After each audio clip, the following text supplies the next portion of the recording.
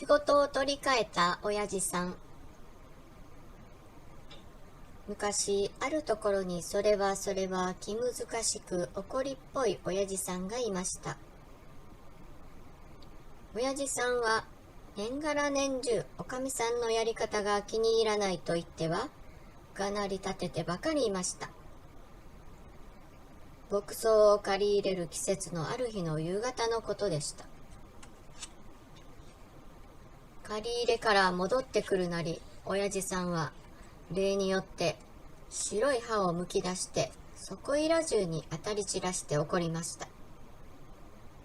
するとおかみさんが言いました。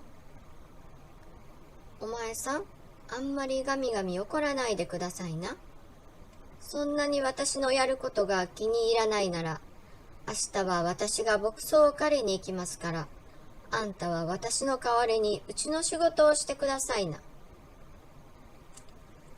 おかみさんの申し出に気をよくした親父さんは大喜びでそうすることにしました。さて、翌朝になるとおかみさんは大きな鎌を担いで草刈りに出かけました。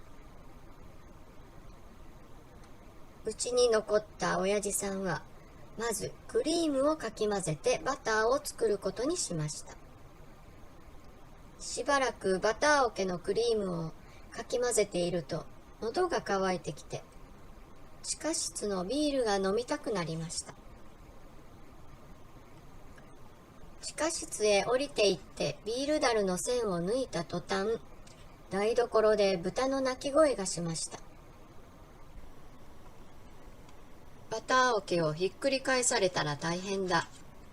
親父さんはビール樽の栓を持ったまま、大急ぎで階段を上がっていきました。ところが豚は、もうバター桶をひっくり返して、床にこぼれたクリームをピチャピチャ舐めていました。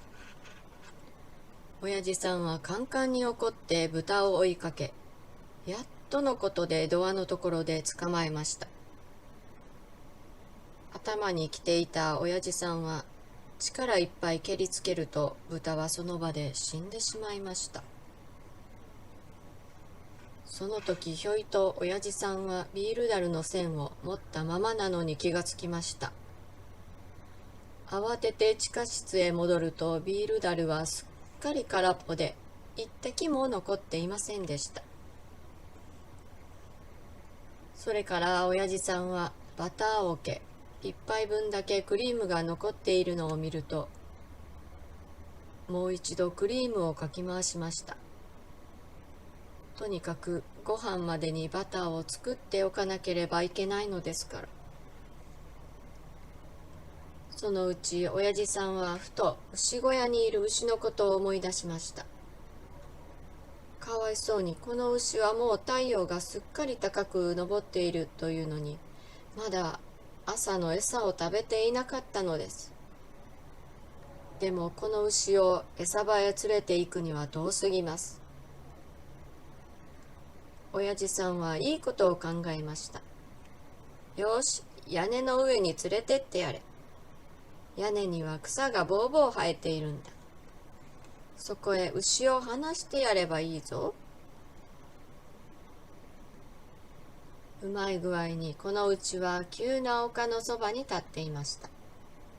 そこから板を一枚屋根へかければ牛をあげられます。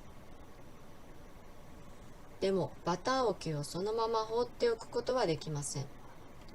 というのは赤ん坊があちこち這いずり回っているからです。親父さんは赤ん坊がひっくり返さないようにバター桶を背中に背負いました。ところで親父さんは牛を屋根の上に放す前にまず水を飲ませてやろうと思いました。バケツで井戸水を汲もうと体をかがめた途端、背中に背負ったバター桶のクリームが流れ出して体中クリームだらけになってしまいました。もうすぐご飯の時間だというのにまだバターもできていません。仕方がないのでおかゆでも作ってやろうと、鍋に水を入れて暖炉の上にぶら下げました。その時、親父さんは、もし屋根にいる牛が落っこちて、足や首の骨を折ったらどうしようかと気になりました。そこでロープを持って屋根に上がり、ロープの端を牛の体に結わえつけ、もう一方の端を暖炉の煙突から台所へ通しました。家の中へ戻ると、ロープの端を自分の体へしっかりと結びつけました。こうすれば台所でおかゆを作りながら牛の番もできるわけです。さて、親父さんはいよいよおかゆを作り始めました。ところがその途端、屋根にいた牛が滑って落っこちてしまったのです。親父さんは牛に引っ張られて煙突の中へ吊り上げられ、牛も親父さんも宙ぶらりんになってしまいました。一方、おかみさんの方は、親父さんがご飯の用意ができたよと呼びに来るのを今か今かと待っていましたが、しかしいくら待っても呼びに来ません。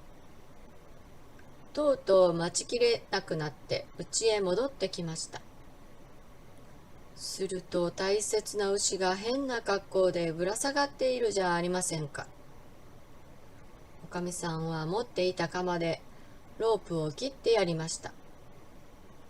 その途端牛は地面に落ち、親父さんは煙突の中から真っ逆さまに落ちました。